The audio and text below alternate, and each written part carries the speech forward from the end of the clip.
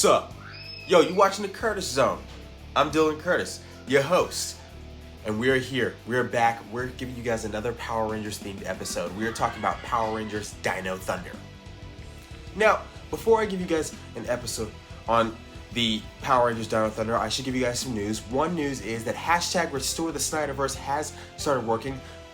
The Snyderverse is being sold to Netflix, and they're going to be doing more stuff on the Snyderverse. Henry Cavill, Ben Affleck, Ezra Miller, all of them are being rehired for movies on Netflix. We are getting sequels, we are getting spin-offs, we are getting shows, we are getting everything. I love it. I can't wait for it. I love you all. Let's do this. Also, I hope everybody saw last week's Super Bowl when not only did the Chiefs win, but we also saw trailers for Transformers, The Flash, and a whole lot of upcoming stuff. Alright? We also saw the upcoming teaser trailer for Knights of the Zodiac. I'm gonna be honest, I'm not 110% sold on it, but it looks pretty good. Looks pretty good. I might watch it just to make fun of it. Speaking of the Flash trailer, I hope everybody saw the fact that Michael Keaton has suited up once again for the role of Batman. It looks pretty dope, guys. And the idea, the concept of the Flash was pretty cool, so I hope everybody likes it. I hope everybody watches it. I hope I'm gonna enjoy it. Now, let's get into today's episode. And remember, hit the like and subscribe button for more content from the Curtis Zone. And if you have any questions, comments, concerns, or requests, just leave it in the comment section down below and I will get to you, okay? Thank you so much.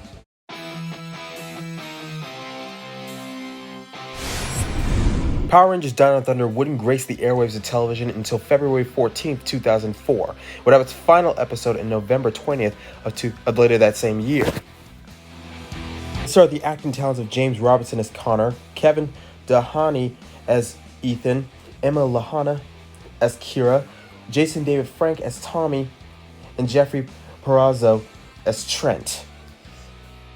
Now, the first thing you need to know about Power Rangers Dino Thunder is that the fact that it was one of those seasons that everybody was in love with due to the fact that it not only brought back an old character, but also brought back old, like, classic themes and classic, just everything classic.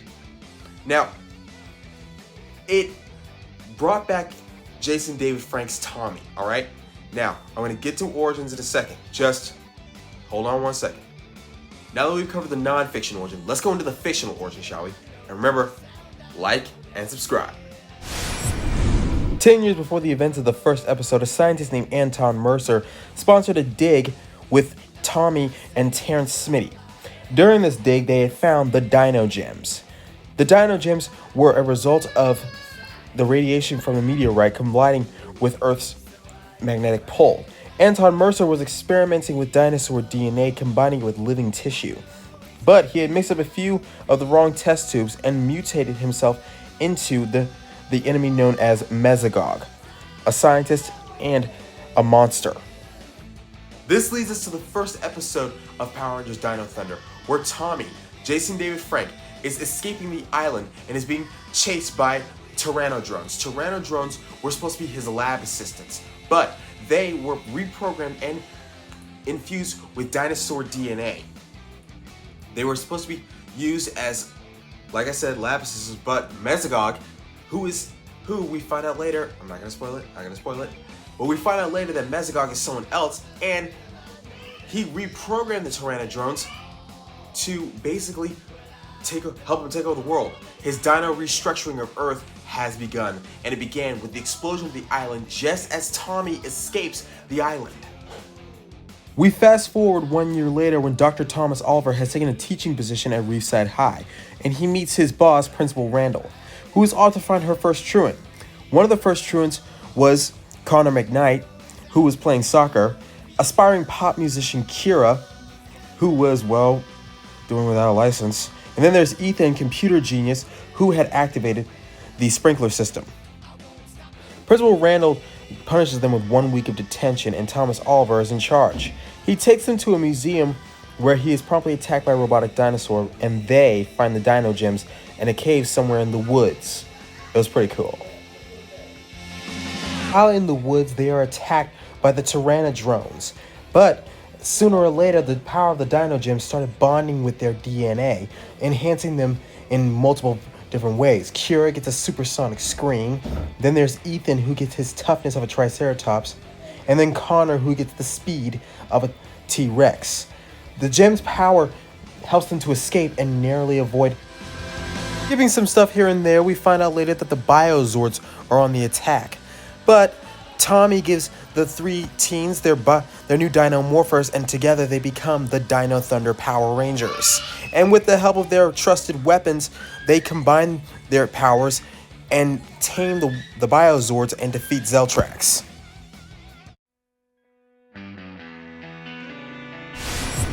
With all that said and done, let's talk about important moments, all right? The first important moment you need to know about is Mesogog.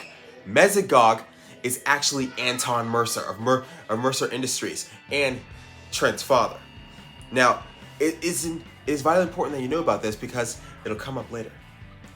Another important moment that you guys need to know about is the moment when Tommy returns to the Power Ranger power as the Black Dino Thunder Ranger. It was very emotional to see him, and fans everywhere just started cheering when they saw this. The next important thing that you need to know is the fact that the Biozords, all right? Here's the thing about the Biozords.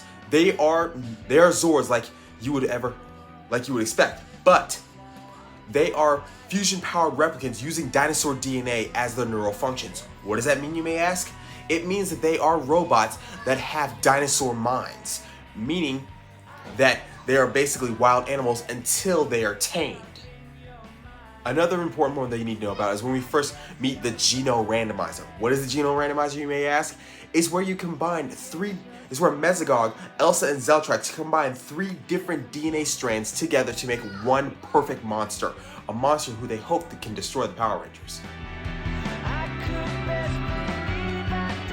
Now, with all that said, let's talk about my top 5 favorite episodes and/or moments. All right, my fifth favorite moment is the Golden Boy. In this episode, Zeltrax, who is one of Mesogog's goons, clones himself and makes a golden version of himself known as Golden Boy. And this child calls Zeltrax's father. He gives the Golden Boy a mission to destroy Tommy Oliver. It was a very fun episode. I hope you guys like it. My fourth favorite moment is when the White Dino Thunder Ranger went up against the other White Dino Thunder Ranger. You see, earlier in the series, Zeltrax had cloned the White Ranger, but when he did, there was a slight glitch in the morphing grid. 2 white dino gems cannot exist in the same universe. It's unnatural for the morphing grid. So one of them had to go. So the evil White Ranger goes up against the good guy version of the White Ranger. It was a very fun episode. I hope you guys like it. My third favorite moment is the episode known as Legacy of Power. In this episode, Tommy details the complete Power Ranger history from Mighty Morphin to Dino Thunder. It was pretty awesome, guys. And it was brought back very nostalgic feelings for everyone who's a huge Power Rangers fan. But hey, that's just me talking. My second favorite moment is when we see the Battleizer for the first time ever. The Battleizer, what is it? You may ask, it is known as the Shield of Triumph. And Connor used it to become the Triassic Ranger. It was so cool, okay? At first he had to drain power from all of his 5 Rangers in order to use it. But later in the series, Haley tweaks it enough to where he doesn't have to do that anymore, all right?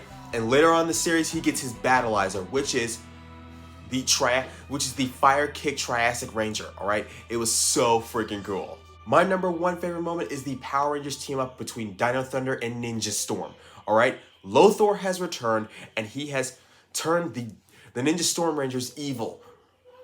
And so, he decides to try and take over the world. Mesogog teams up with him, and the two of them hatch a plan in order to destroy the Power Rangers. But the Dino Thunder team and the rest of the Ninja Storm team basically break them out of the evil curse, and then they all team up to fight Lothor and Mesogog together. In the end, Mesogog destroyed Lothor. Alright, I'm sorry I shouldn't have spoiled that, but hey, watch the series.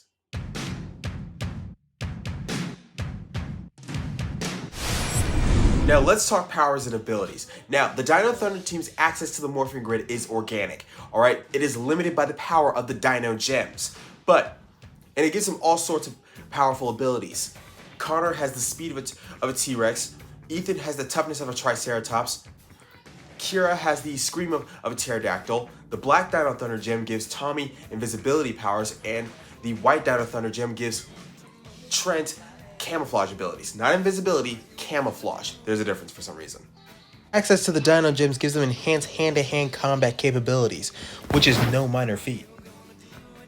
They have amazing weapons such as Kira's Terra Grips, which are basically daggers. Ethan's Triceratops Shield, which is strong enough to block anything. You have Connor's Tyranno Staff, which is, well, a staff.